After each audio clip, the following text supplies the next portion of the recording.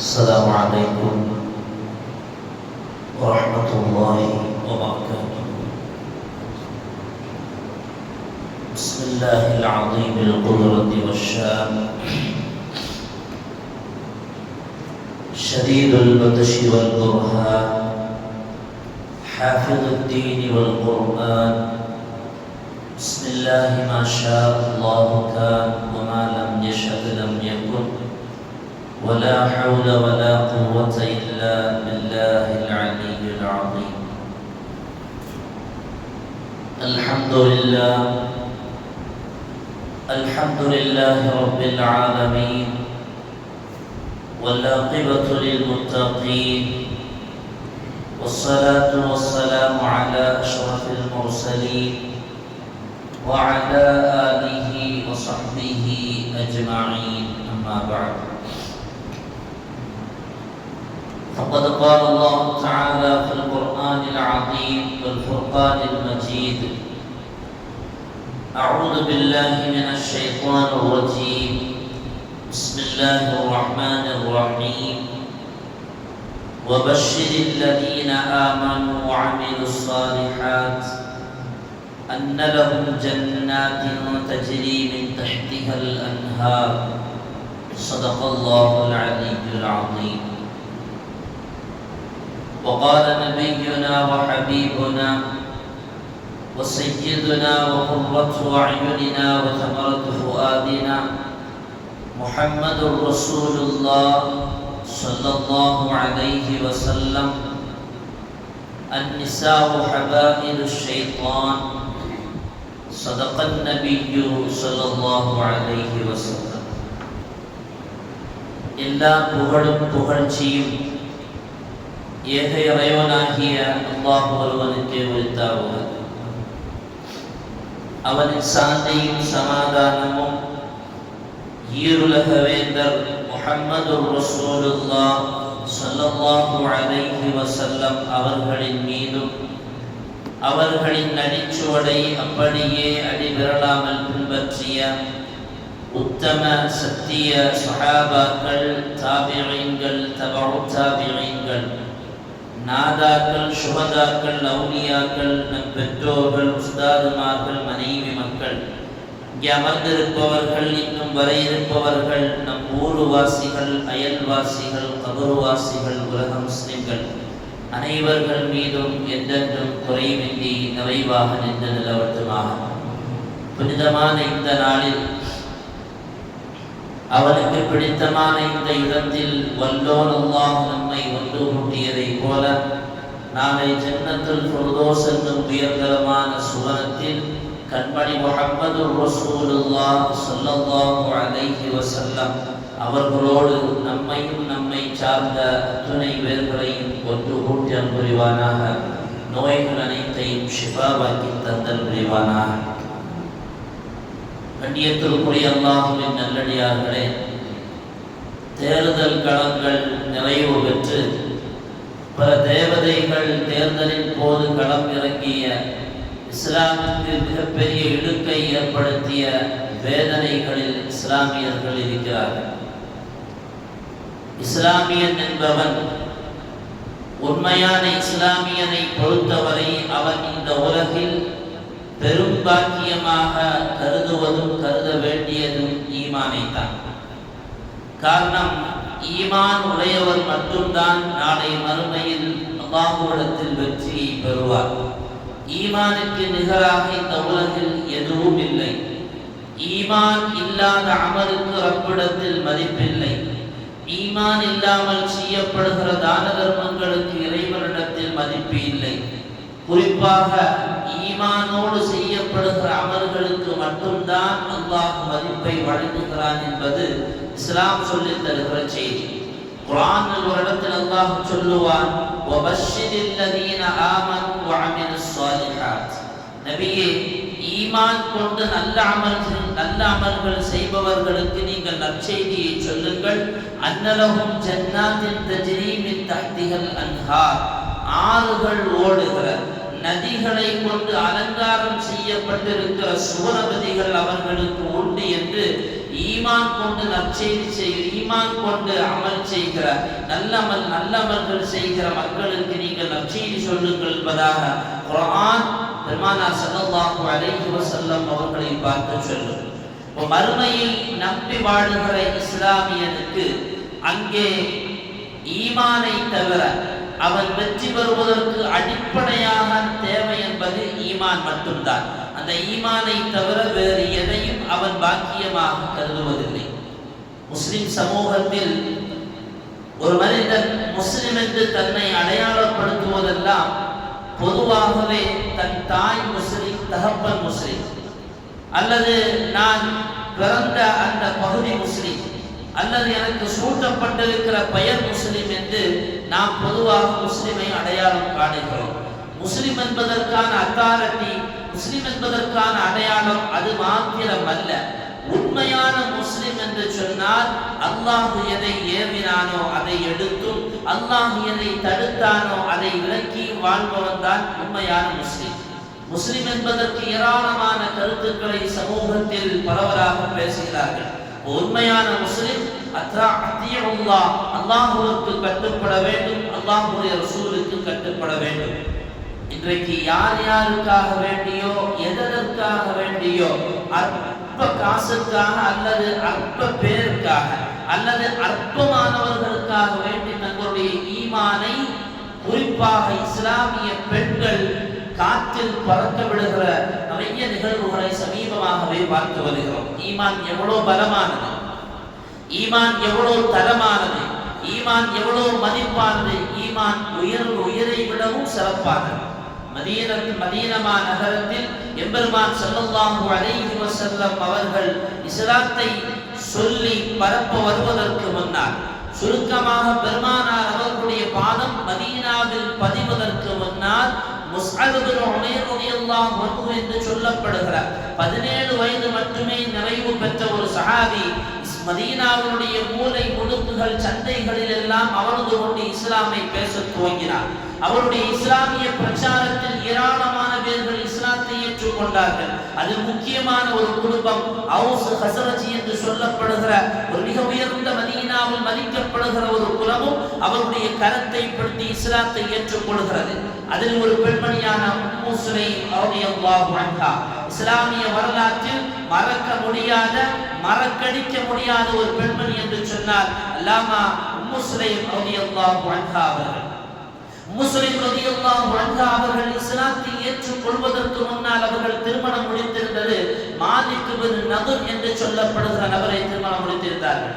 உம்மு சுலைம் ரலியல்லாஹு அன்ஹு அவர்கள் இஸ்லாத்தின் அந்த நடைமுறையால், இஸ்லாத்தின் அணுகுமுறையால், அதனுடைய நற்பண்புகளால் ஈர்க்கப்பட்ட உம்மு சுலைம் ரலியல்லாஹு அன்ஹு அவர்கள் இஸ்லாத்தை ஏற்றதற்கு பின்னால் தன்னுடைய அருமை கணவர் மாலிக் இப்னு நதுரை சந்தித்து சொல்லுவார், நான் அல்லாஹ் ஒருவன், அல்லாஹ்வுடைய ரசூல் ஒருவர், வேதம் ஒன்று, ஏக மார்க்கமான இஸ்லாத்தை ஏற்றுக்கொண்டேன் என்று தன்னுடைய பிரச்சாரத்தை தன் கணவனுக்கு முன்னால் எடுத்து வைத்த போது கோபத்தில் கொப்பளிக்குகிறார் மாலிக் இப்னு நதுர் என்று சொல்லப்படுகிற அவர்கள் கணவர். இல்லை, யாருக்காக வேண்டியும் எதற்காக வேண்டியும் மதிப்பற்ற, மதிப்பான, மிக உயர்ந்த மதிப்பான இந்த ஈமானை நான் விடுவதற்கு தயாரில்லை என்று சொன்ன போது கோபம் நிறைந்த மாலிக் இப்னு நதுர் யமனை நோக்கி புறப்படுவார், ஷாமை நோக்கி புறப்படுவார். அங்கே புறப்பட்டு சென்றவர் அங்கேயே வஃபாத்தாகிறார். உம்மு சுலைம் ரலியல்லாஹு அன்ஹு அவர்கள் தன்னுடைய இஸ்லாத்தை விடவில்லை. தன் கணவன் தன்னை விட்டு போய்விட்டான் என்பதற்காக வேண்டி இஸ்லாத்தை விடவில்லை. அவர்கள் மூலமாக தனக்கு பெறப்பட்ட அனஸ் ரலியல்லாஹு அன்ஹு என்று சொல்லப்படுகிற சிறுவரை வளர்த்தி ஆளாக்கி எடுக்குகிறார்கள். பெருமானார் ஸல்லல்லாஹு அலைஹி வஸல்லம் அவருடைய கரத்தில் ஒப்படைத்து அவர்களை சிறந்த சீமானாகவும் அவர்களை வளரச் செய்கிறார்கள். இந்த உம்மு சுலைம் ரலியல்லாஹு அன்ஹு அவர்கள் மதீனாவில் விதவை பெண்ணாக இருக்கிற பொழுது அவர்களை பெண் கேட்டு மதீனாவுடைய மிக உயர்ந்த செல்வங்களான அபூ தல்ஹா ரலியல்லாஹு அன்ஹு அவர்கள் காலம் கடந்ததற்கு பின்னால் வந்து நிற்பார்கள். யா உம்மு சுலைம், உங்களை திருமணம் முடிப்பதற்கு நான் விரும்புகிறேன். உயர்ந்த மகளை நான் தந்து உங்களை திருமணம் முடிக்கிறேன். என்னை நீங்கள் ஏற்றுக்கொள்ளுங்கள் என்ற போது சய்யிதத்துனா உம்மு சுலைம் ரலியல்லாஹு அன்ஹு அவர்கள் அவர்கள் சொல்லுவார்கள், யா அபா தல்ஹா, மதீனாவில் நற்குணம் படைத்த ஒரு சீதேவி நீங்கள். நீங்கள் பெண் கேட்டு வந்து யாரும் உங்களை திரும்ப அனுப்ப மாட்டார்கள், அவ்வளவு நற்குணமுடையவர்கள் தாங்கள், ஆனால் நான் உங்களை ஏற்றுக்கொள்ள முடியாது.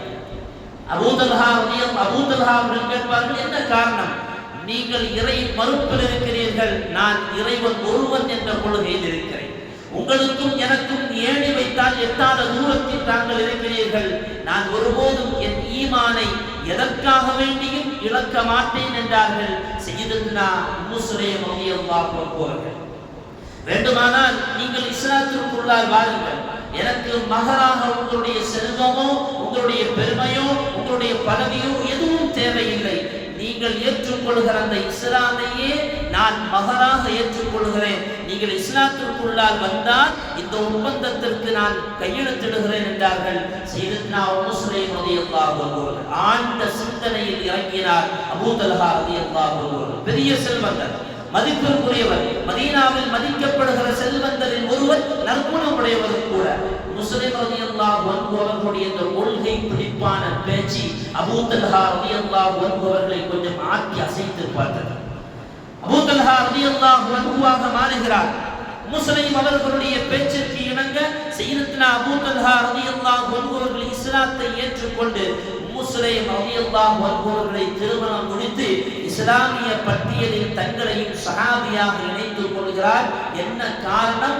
ஒரு பெண்மணி, மதீனாவில் விதவை பெண்மணி, எதற்கும் ஆசைப்படாத, ஈமானுக்கு மாத்திரமே மதிப்பு கொடுத்த, ஈமானுக்கு மட்டுமே நான் மதிப்பை வழங்குவேன் என்று கர்ஜித்த குரலில் பேசிய உம்மு சுலைம் ரலியல்லாஹு அன்ஹு அவர்களுடைய ஒற்றை வார்த்தை மதீனத்து மண்ணில் பெரிய செல்வந்தரான அபூதல்ஹா ரலியல்லாஹு அன்ஹு அவர்களை மாற்றி எடுத்தது என்று சொன்னால், அந்த பாரம்பரியத்தில் வந்த இஸ்லாமிய பெண்கள் இன்றைக்கு தங்களுடைய ஈமானை எவனுக்கோ வேண்டி அடமானம் வைக்கிறார்கள் என்றால், உண்மையானவர்களை இதை போல கேவலமும் இதை போல கவலையும் எதுவும் இல்லை. அவர்கள் மாத்திரமா, அவர்களை தொட்டு வந்த அத்துணை சஹாபியத்தான பெண்மணிகளும், அவர்களை பின்துயர்ந்து வாழ்ந்த தாபியான பெண்களும், அவர்களை பின்துயர்ந்து வாழ்ந்த ஆலிமத்தான பெண்களும், சாலிஹத்தான பெண்களும் ஈமானை எந்த நேரத்திலும் எதற்காக வேண்டியும் விட்டுக் கொடுத்ததில்லை. அற்ப காசுக்காக வேண்டி ஒன்றுமே இல்லை, ஒரு பயனும் இல்லை. தன்னுடைய ஈமானை அடுத்தவருக்கு வரையாக விருத்து கொடுக்கிறார்கள், தன்னுடைய ஈமானை அடுத்தவருக்கு அடமானமாக்கி கொடுக்கிறார்கள். எவ்வளவு வேதனையான செய்தி! வயது சிறுவர்களாகத்தான், வயது சிறியவர்கள் தான் இப்படி என்றால், வயது முதிர்ந்தவர்கள் கூட பக்குவம் இல்லாத பேச்சுக்களை எல்லாம் இந்த சமீபத்தில் தேர்தலுடைய காலத்தில் நாம் பார்த்தோம். எவ்வளவு வேதனையான செய்தி! சையதுனா உம்மு ஹக்கீம் ரலியல்லாஹு அன்ஹா அபூ ஜஹலுடைய மருமகள், அபூ ஜஹலுடைய மகன் இக்ரிமா அவர்களுடைய மனைவி உம்மு ஹக்கீம் ரலியல்லாஹு அன்ஹா. பெருமானார் ஸல்லல்லாஹு அலைஹி வஸல்லம் அவங்க ஹஜ்ஜத்துல் விதால மக்காவுக்குள்ளாக வர்றாங்க. அப்படி வரும்போது 10க்கும் மேற்பட்ட பெண்கள் பெருமானார் அவர்களை சந்திக்க வருகிறார்கள், மன்னிப்பு கோரி இஸ்லாத்தில் இணைவதற்காக. ஏராளமான தொல்லைகள், துன்பங்கள் பெருமானார் அவர்களுக்கு கொடுத்த சமூகம் அல்லவா. பெருமானார் அவர்களை சந்தித்து இஸ்லாத்தை ஏற்றுக்கொள்வதற்காக வேண்டி வந்த 10க்கும் மேற்பட்ட அந்த பெண்மணிகளில் சையதுனா ஹம்ஸா ரலியல்லாஹு அன்ஹா அவர்களை கூறு போட்டு அவருடைய ஈரக்கொலையை வெளியில் எடுத்து கடித்த ஹிந்தா பெண்மணியும் இடம்பெற்றிருந்தார். பெருமானார் ஸல்லல்லாஹு அலைஹி வஸல்லம் அவர்களுக்கு முன்னால் வர்றாங்க.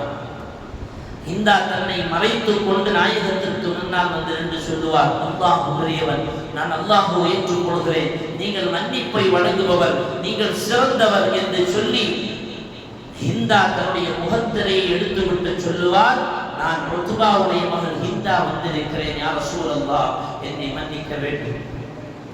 பெருமானார் ஸல்லல்லாஹு அலைஹி வஸல்லம் அவர்கள் பழைய பாக்கி எதையுமே மிச்சம் வைக்காத பெருமானார் அவர்கள், பழைய பாக்கியை வெளியில் கொப்பளிக்காத நாயகம், பழி வாங்குகிற குணம் அறவே இல்லாத எம்பெருமான் ஸல்லல்லாஹு அலைஹி வஸல்லம் அவர்கள் ஹிந்தாவை மன்னிப்பதை பார்த்தபோது உம்மு ஹக்கீம் கொஞ்சம் அசைந்து நின்றார். இவ்வளவு இரக்க குணத்திற்கு சொந்தக்காரரா இந்த முஹம்மது ரசூலுல்லாஹ் ஸல்லல்லாஹு அலைஹி வஸல்லம், என்னுடைய கணவர் இக்ரிமா எங்கே முஹம்மது என்னை கொண்டு விடுவாரோ என்று பயந்து இந்த நாட்டை விட்டே வெளியேறிவிட்டாரே, அவருக்காக வேண்டி நாம் நாயகத்திடத்தில் ரசூலிடத்தில் போய் பரிந்துரை செய்யலாமே, சிபாரிசு செய்யலாமே என்று சொல்லி உம்மு ஹக்கீம் ரலியல்லாஹு அன்ஹு இஸ்லாத்தை ஏற்றதற்கு பின்னால் பெருமானார் ஸல்லல்லாஹு அலைஹி வஸல்லம் அவர்களுக்கு முன்னால் இருந்து சொல்லுவார், யா ரசூலல்லாஹ், யா ஹபீபல்லாஹ், என்னுடைய கணவர் இக்ரிமா நீங்கள் கொண்டு விடுவீர்களோ என்று பயந்து ஷாமில் போய் அடைக்கலம் காத்திருக்கிறார். ஷாமில் போய் பயந்து ஒதுங்கி நிற்கிறார். யா ரசூலல்லாஹ், அவர் வந்தால் நீங்கள் பாதுகாப்பு கொடுப்பீர்களா? பெருமானார் அவர் பாதுகாக்கப்படுவார் என்ற ஒரு வார்த்தை சொன்னவுடன் உம்மு ஹக்கீம் ரலியல்லாஹு அன்ஹு அவர்கள் ஷாமை நோக்கி பயணிக்கிறார்கள்.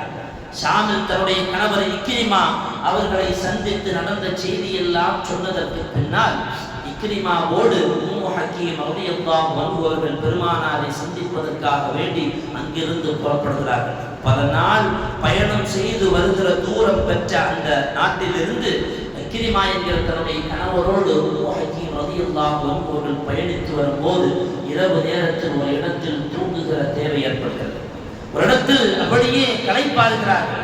தன்னுடைய கணவன் அல்லவா, தன்னுடைய மனைவி அல்லவா உம்மு ஹக்கீம் என்பதற்காக வேண்டி இக்ரிமா பழைய சிந்தனையில் தன்னுடைய மனைவியிடத்தில் நெருங்குகிறார்.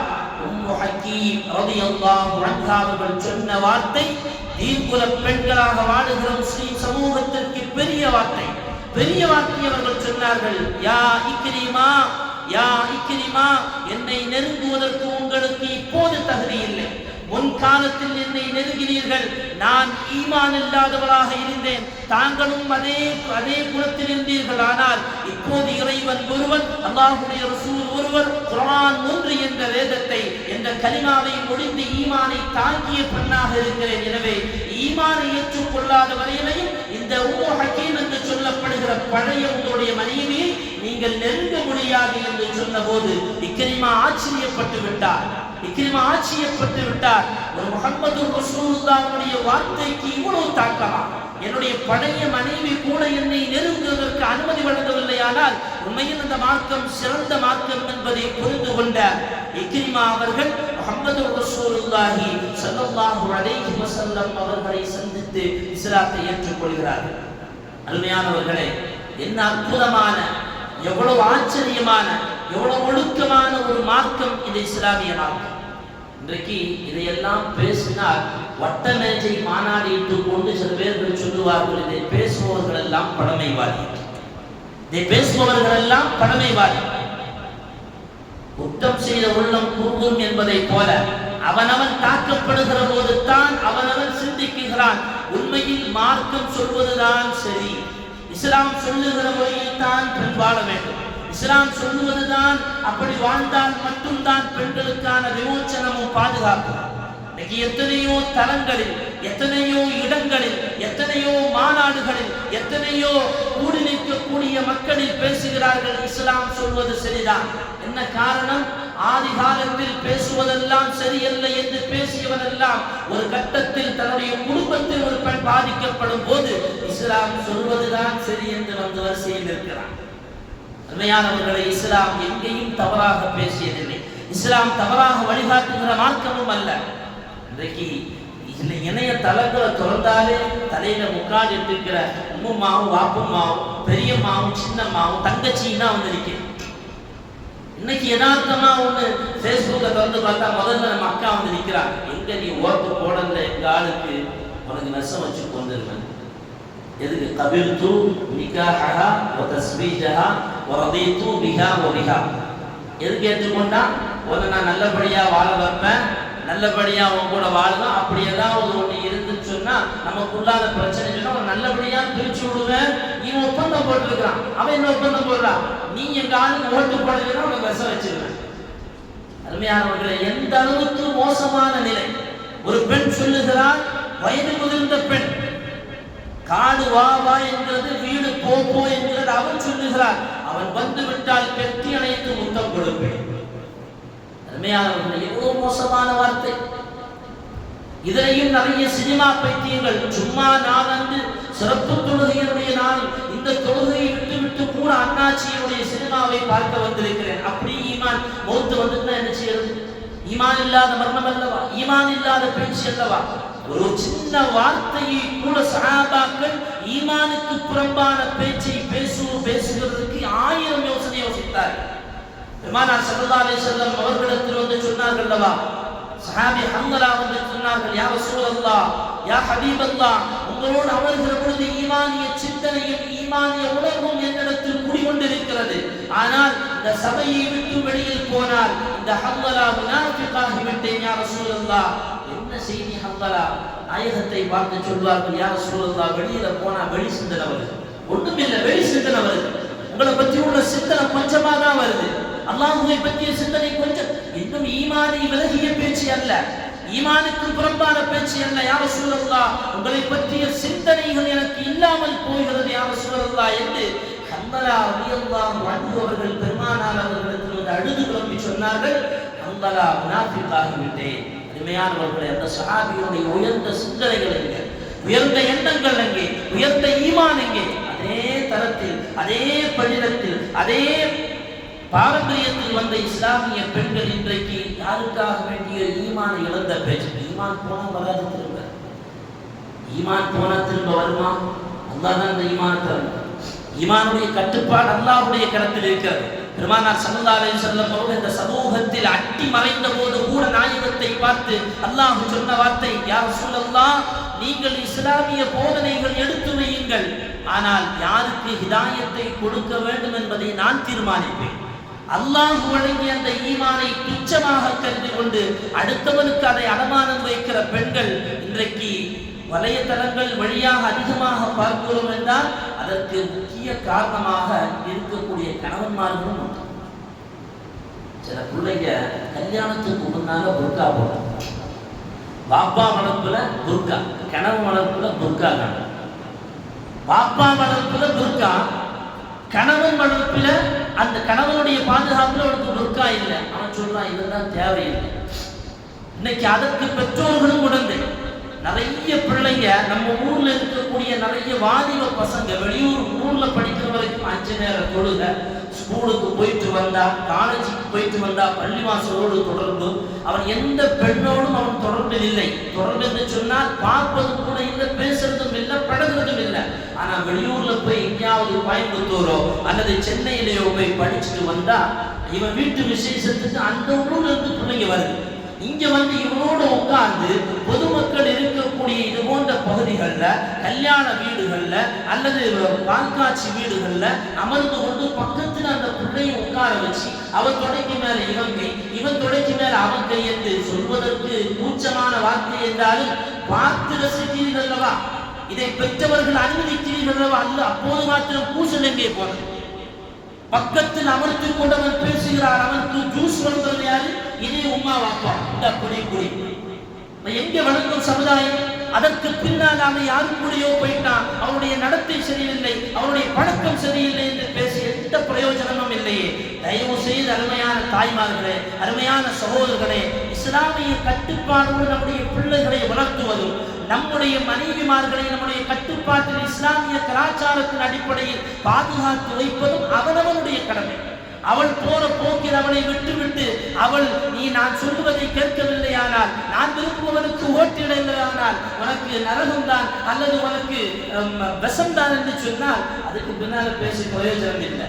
பெருமானார் ஸல்லல்லாஹு அலைஹி வஸல்லம் அவர்கள் உட்கார்ந்து இருக்கிற பெருமானார் அவருடைய சபைக்கு உம்மு மக்தூம் என்று சொல்லப்படுகிற கண் தெரியாத ஒரு சஹாபி உள்ள வந்தாங்க.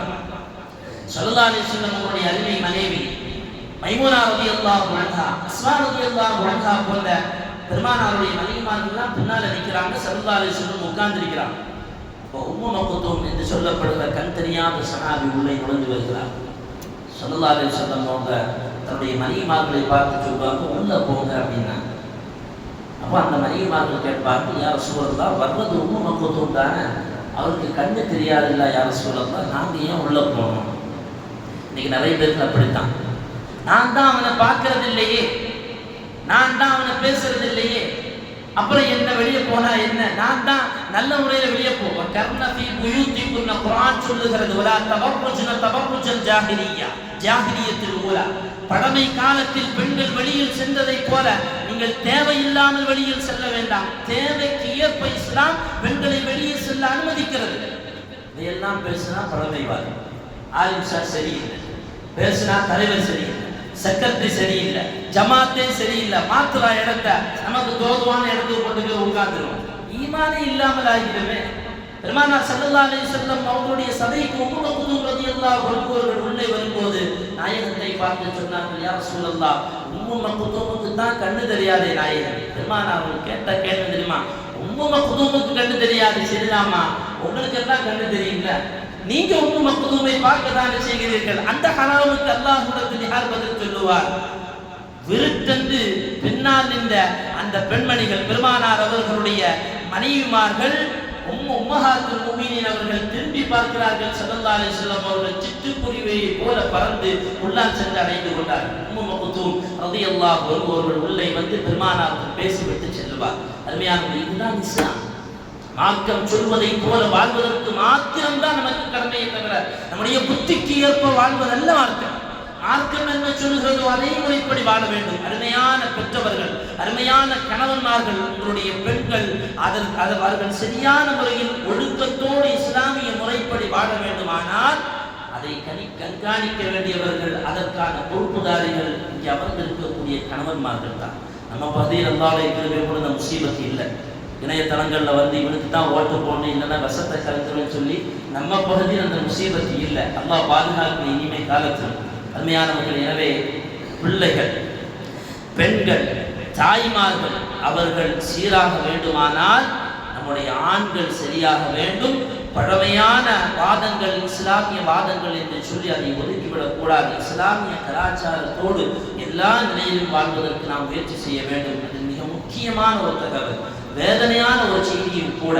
நிறைய இடங்கள்ல ஸ்கூல் நடக்குது, நம்ம பள்ளிவாசல்களையும் ஸ்கூல் நடக்குது. ஆனால் ஸ்கூல் டைம் வந்துன்னு சொன்னா அது பள்ளிவாசல் இல்லை, எங்கேயும் இல்லை, இஸ்லாமிய ஸ்கூல் இல்லை, எல்லாமே அனுமதி. டிஸ்கோ டான்ஸ் அனுமதி, மியூசிக் டான்ஸ் அனுமதி, எல்லாம் அனுமதி. யார் இந்த அனுமதியை தந்தா? அப்படி ஒரு டான்ஸ் நடத்தலைன்னா, அப்படி ஒரு மியூசிக் பாட்டு போடலைன்னா அது ஸ்கூல் டேயே இல்லையா? ஒரு இஸ்லாமிய கலாச்சாரத்தோடு பிள்ளைகள் வளர வேண்டும் என்பதற்காக வேண்டித்தானே இஸ்லாமிய ஸ்கூல்களில் வந்து தங்களுடைய பிள்ளைகளை பெற்றவர்கள் சேர்க்கிறார்கள். அப்ப அந்த ஸ்கூல்லையும் இது போன்ற மியூசிக் பாட்டும் இது போன்ற டான்ஸும் ஆடுவதென்றால் அனுமதிப்பது என்று சொன்னால் இந்த பிள்ளைகள் சிறு வயதிலிருந்தே வழித்தவர துவங்குகிறார்கள். அதற்கான பாலத்தை அமைத்து கொடுப்பவர்கள் அங்கே இருக்கக்கூடிய ஆசிரியர்கள் என்பதில் எந்த மாற்று கருத்தும் இல்லை. கசப்பாக இருந்தாலும் ஏற்றுக்கொண்டுத்தான் ஆக வேண்டும், கசப்பாக இருந்தாலும் ஏற்றுக்கொண்டுத்தான் ஆக வேண்டும். இதே திருவிதாங்கோட்டில் இருக்கக்கூடிய ஒரு இஸ்லாமிய ஸ்கூலில் போய் இதை ஆலிம்கள் உணர்த்திய போது ஆலிம்களுக்கு பதிலாக வந்தது மிரட்டல் மாத்திரம்தான். ஆலிம்களுக்கு பதிலாக வந்தது மிரட்டல் மாத்திரம்தான். சொல்வது கடமை, சொல்லி முடித்து விட்டோம். பின்பற்றுவதும் அல்லாஹ்விடத்தில் பதில் சொல்லுவதும் அதை சார்ந்திருப்பவர்கள் என்பதை உணர்ந்து கொள்ள வேண்டும். இது போன்ற தவறான விஷயங்களிலிருந்து, இஸ்லாமிய கலாச்சாரத்திற்கு அப்பாற்பட்ட நடத்தைகளிலிருந்து நம்மை நாம் பாதுகாத்துக் கொள்வோம். எல்லாம் அல்லாஹ் சுப்ஹானஹு வ தஆலா ஈமான் நிறைந்த மக்களாக வாழ்வதற்கு அல்லாஹ் நமக்கு தௌஃபீக் செய்தல் புரிவானாக. எல்லாவித ஆபத்தான நிலைகளிலும் அல்லாஹ் நம்மை பாதுகாத்தல்